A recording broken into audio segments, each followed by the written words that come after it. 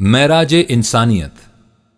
ایسا معلوم ہوتا ہے کہ جس شخص میں کائناتی شعور بیدار ہو جاتا ہے اس کے ادراک میں ایک ایسی نورانیت پیدا ہو جاتی ہے جسے ہم الفاظ میں بیان نہیں کر سکتے۔ اس انسان کے شعور کے سامنے کائنات کا مقصود و مفہوم بجلی کسی چمک کے ساتھ غیر مبہم طور پر بے نقاب ہو جاتا ہے۔ وہ اس حقیقت کو محض عقیدتاً نہیں مانتا بلکہ اپنی آنکھوں سے دیکھ لیتا ہے کہ یہ عظیم القدر کائنات جو عام نگاہوں میں ایک غیر ذی حیات مادے کے ڈھیر کے سوا کچھ نہیں، فی الحقیقت حیات مشہود ہے۔ وہ اپنی آنکھوں سے مشاہدہ کر لیتا ہے کہ انسانی زندگی ہمیشہ رہنے والی ہے، اسے فنا نہیں۔ اس مقام پر پہنچ کر وہ محسوس کرتا ہے کہ کائنات جو کچھ دکھائی دیتی ہے فی الحقیقت ایسی نہیں۔ اس میں جن باتوں کو دراصل اہمیت دینی چاہیے وہ نہیں جنہیں عام طور پر اہمیت دی جاتی ہے۔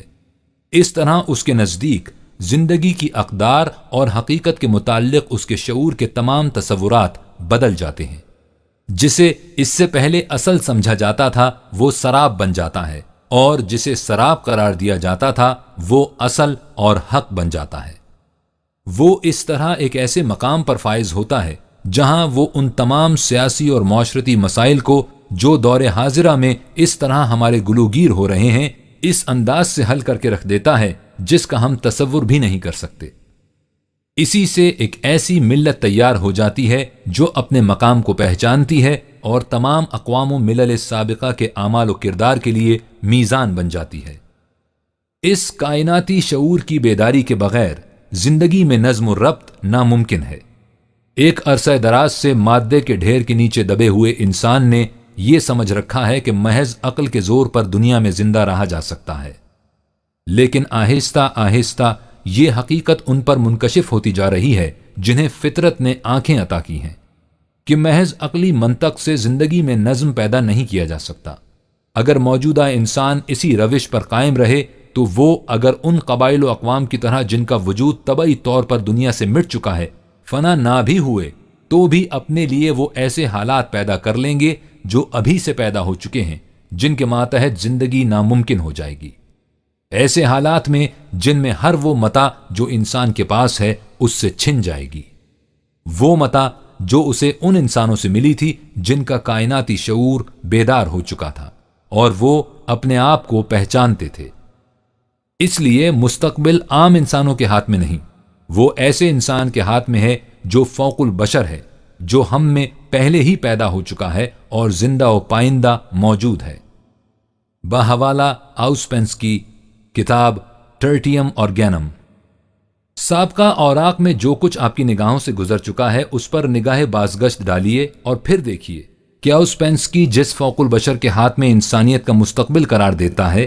وہ اس ذات گرامی صلی اللہ علیہ وسلم کے علاوہ کوئی اور بھی ہو سکتا ہے، لیکن وہ ان تمام خصوصیات کبریٰ کا حامل ہونے کے باوجود اپنے آپ کو فوق البشر نہیں کہتا۔ اور برگسان کے الفاظ میں ہے کہ اس سے کسے انکار ہو سکتا ہے کہ عقل انسان کا امتیازی نشان ہے۔ یہ بھی ہر ایک کو تسلیم ہے کہ عقل متاع گراں بہا ہے، ایسے ہی جیسے فن لطیفہ کا کوئی شاہکار گراں قدر ہوتا ہے۔ لیکن یہ چیز محتاج وضاحت ہے کہ عقل کے فیصلے کس صورت میں مطلق اور واجب التعمیل قرار پاتے ہیں۔ عقل تو صرف دلائل فراہم کرتی ہے جن کی تردید دوسرے دلائل سے ہو سکتی ہے۔ اس لیے اس پر اصرار کرنا غلطی ہے کہ ہماری اور آپ کی عقل ایسی گراں بہا ہے کہ وہ مجبوراً ہم سے اپنی عظمت کا اعتراف کرا لے اور اپنے فیصلوں کو منوا لے۔ ہمیں اس کے ساتھ یہ بھی کہنا ہوگا کہ عقل و بصیرت کے پیچھے وہ انسان ہیں جنہوں نے نوع انسانی کو خدائی رنگ میں رنگ دیا اور اس طرح عقل کو لاہوتی سند عطا کر دی۔ یہ وہ گراں قدر ہستیاں ہیں جو ہمیں ایک مثالی معاشرے کی طرف کشاں کشاں لے جاتی ہیں۔ بحوالہ برگسون کتاب The Two Sources of Morality and Religion۔ اس ذات اقدس صلی اللہ علیہ وسلم و اطہر کی سیرت طیبہ پر نگاہ ڈالیے جس نے انسانوں کو اس طرح خدائی رنگ میں رنگ دیا کہ ان کے ہاتھ خدا کی تقدیریں بن گئے۔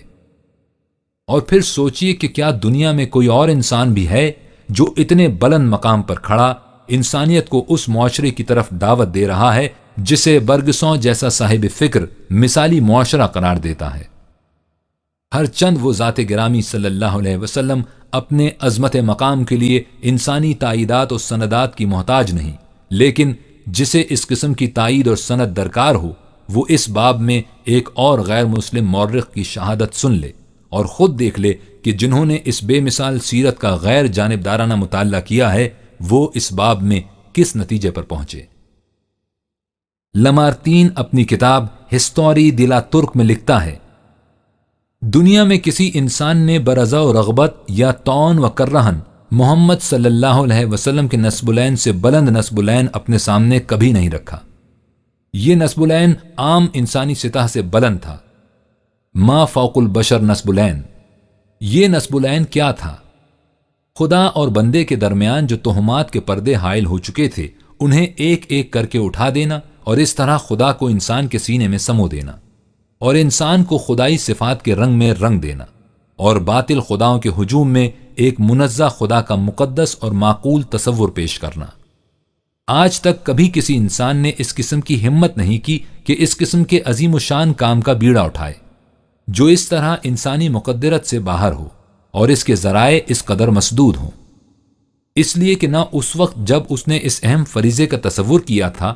اور نہ اس وقت جب اس کی عملی تشکیل کے لیے قدم اٹھایا تھا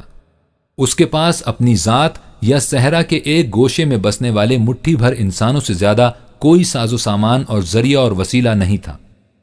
اس فقدان ذرائع کے ساتھ آج تک کبھی کسی انسان نے دنیا میں اس قسم کا عظیم اور مستقل انقلاب پیدا نہیں کیا۔ وہ انقلاب جس کا نتیجہ یہ تھا کہ 200 سال کے اندر اندر اسلام عملاً اور اعتقاداً تمام عرب پر حکمرانی کر رہا تھا، اور اس لیے خدا کے نام پر ایران، خراسان، مغربی ہندوستان، شام، مصر، حبش، شمالی افریقہ کا وہ تمام علاقہ جو اس وقت تک معلوم ہو سکا تھا، نیز بحر روم کے متعدد جزائر اور ہسپانیہ تک کو فتح کر لیا تھا۔ اگر نسب العین کی بلندی، وسائل کی کمی اور نتائج کی درخشندگی انسانی نبوغ یعنی ہیومن جینیس کا معیار ہیں تو وہ کون ہے جو اس باب میں محمد صلی اللہ علیہ وسلم کے مقابلے میں کسی اور انسان کو پیش کرنے کی جرت کر سکے؟ دنیا کے اور بڑے بڑے انسانوں نے صرف اسلحہ، قانون یا سلطنتیں پیدا کی، وہ زیادہ سے زیادہ مادی قوتوں کی تخلیق کر سکے جو اکثر اوقات خود ان کی آنکھوں کے سامنے راکھ کا ڈھیر ہو کر رہ گئیں، لیکن اس انسان نے صرف جیوش و عساکر، مجالس قانون ساز، وسیع سلطنتوں، قوموں اور خاندانوں ہی کو حرکت نہیں دی بلکہ ان کروڑوں انسانوں کے قلوب کو بھی جو اس زمانے کی آباد دنیا کے 1/3 حصے میں بستے تھے، اور ان سے بھی کہیں زیادہ اس شخصیت نے قربان گاہوں، دیوتاؤں، مذاہب و مناسک، تصورات و معتقدات بلکہ روحوں تک کو ہلا دیا۔ اس نے ایک ایسی کتاب کی اساس پر جس کا ایک ایک لفظ قانون کی حیثیت رکھتا ہے، ایک ایسی قومیت کی بنیاد رکھی جس نے دنیا کی مختلف نسلوں اور زبانوں کے امتزاج سے ایک امت واحدہ پیدا کر دی۔ یہ لافانی امت اور باطل کے خداؤں سے سرکشی اور بیزاری اور ایک خدائے واحد کے لیے والہانہ جذب و عشق، یہ ہیں دنیا میں اس عظیم ہستی کی یادگاریں۔ افسانوی خداؤں کے ہجوم میں ایک خدا کے تصور کا اعلان بجائے خویش ایک ایسا معجزہ تھا کہ جو ہی یہ الفاظ اس منات کی زبان سے نکلے اس نے تمام باطل خداؤں کی عبادت گاہوں کو ختم کر دیا اور 1/3 دنیا میں آگ لگا دی۔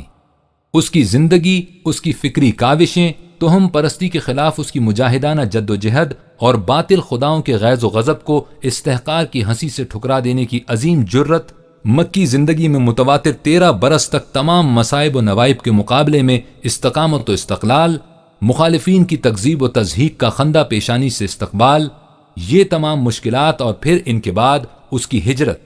اس کی مسلسل دعوت و تبلیغ، اس کا غیر منقطع جہاد، اپنے مقصد کی کامیابی پر یقین محکم اور نامساعدت حالات میں اس کی مافوق البشر جمعیت خاطر، فتح و کامرانی میں تحمل و عفو، سلطنت سازی کے لیے نہیں بلکہ اپنے الوہیاتی مقصد کی کامیابی کے لیے اس کی امنگیں اور آرزوئیں، وجد و کیف کی دنیا میں اس کی متواتر نمازیں اور دعائیں، اپنے اللہ سے راز و نیاز کی باتیں، اس کی حیات، اس کی ممات اور بعد از موت اس کی مقبولیت، یہ تمام حقائق کس قسم کی زندگی کی شہادت دیتے ہیں؟ کیا ایک مکذب یا مفتری کی زندگی کی، یا ایسے انسان کی زندگی کی جسے اپنے دعوے کی حقانیت پر غیر متزلزل ایمان ہو۔ اس کا یہی کوہ شکن ایمان تھا جس نے اس میں ایسی لرزہ انگیز اور بے پناہ قوت پیدا کر دی تھی کہ اس نے اپنے عقیدے کو زندہ اور پائندہ بنا کر دکھا دیا۔ یہ عقیدہ کیا تھا؟ خدا کی توحید اور تنزیہ۔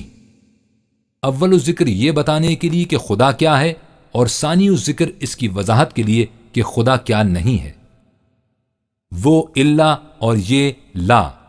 ایک حصہ دنیا سے باطل خداؤں کو مٹانے کے لیے، خواہ اس میں تلوار کی بھی ضرورت کیوں نہ پڑے، اور دوسرا حصہ خدائے حقیقی کی مسند جلال بچھانے کے لیے۔ بہت بڑا مفکر، بلند پایا خطیب، پیغامبر، مقنن، سپہ سالار، تصورات و معتقدات کا فاتح، صحیح نظریہ حیات کو علی وجہ البصیرت قائم کرنے کا ذمہ دار، اس نظام کا بانی جس میں باطل خدا ذہنوں تک کی دنیا میں بار نہ پا سکیں، 20 دنیاوی سلطنتوں اور ان کے اوپر ایک آسمانی بادشاہت کا بانی، یہ ہے محمد صلی اللہ علیہ وسلم۔ ان تمام معیاروں اور پیمانوں کو اپنے ساتھ لے آؤ جن سے انسانی عظمت و بلندی کو ناپا اور پرکھا جا سکتا ہے، اور اس کے بعد ہمارے اس سوال کا جواب دو کہ کیا دنیا میں اس سے بڑا انسان بھی کوئی ہوا ہے؟ اور ان تمام انسانی شہادتوں سے بلند شہادت کہ جس سے بلند تر شہادت اور کوئی ہو نہیں سکتی، خود خالق کائنات کی شہادت ہے، جس نے فرما دیا وَهُوَ بِالْأُفُقِ الْأَعْلَى۔ محمد صلی اللہ علیہ وسلم انسانیت کے بلند ترین مقام پر فائز ہیں۔ انسانیت کے معراج کبریٰ اور شرف اعلیٰ کا یہی وہ مقام ہے جس کے پیش نظر خدا اور اس کے فرشتے اس ذات گرامی صلی اللہ علیہ وسلم پر ہزار تحسین و تبریک کے پھول نچھاور کرتے ہیں۔ ان اللہ وملائکتہ یصلون علی النبی یا ایہا الذین آمنوا صلوا علیہ وسلموا تسلیما۔ جس دن انسانی حیت اجتماعیہ نے اس ذات گرامی صلی اللہ علیہ وسلم کی حیات طیبہ کو اپنے سامنے بطور نمونہ اسوہ حسنہ رکھ لیا، یہ دنیا جنت ارضی میں تبدیل ہو جائے گی۔ دیکھیں کہ اقوام عالم میں یہ سعادت سب سے پہلے کس کے حصے میں آتی ہے۔ طوبى لهم وحسن مآب۔ صدق اللہ العظیم۔